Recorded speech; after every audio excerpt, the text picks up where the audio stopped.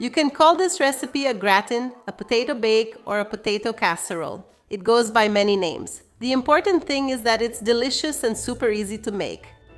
We mix the ricotta cream with the milk until it reaches a consistency similar to light cream, not too thick, not too thin.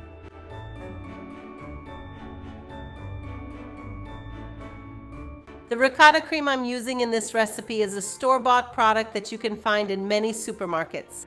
But if you can't find it, you can use the regular spreadable cheese, the one we usually put on bread.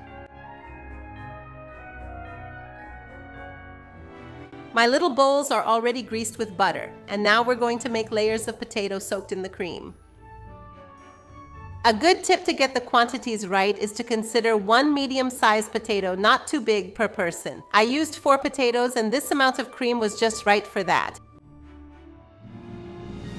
And in the end, I'm going to add Parmesan cheese. Now I cover the little bowls with aluminum foil, put them in the oven that's preheated to 200 degrees, and leave them for about 20 to 25 minutes. Then I remove the aluminum foil and let it brown.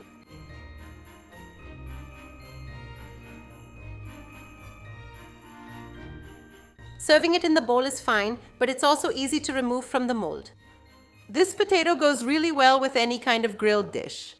If you like this recipe, give it a thumbs up. Every time you watch our videos, give us a thumbs up. If you haven't subscribed yet, please do, because it helps us grow and shows that you like our work. So, see you in the next video.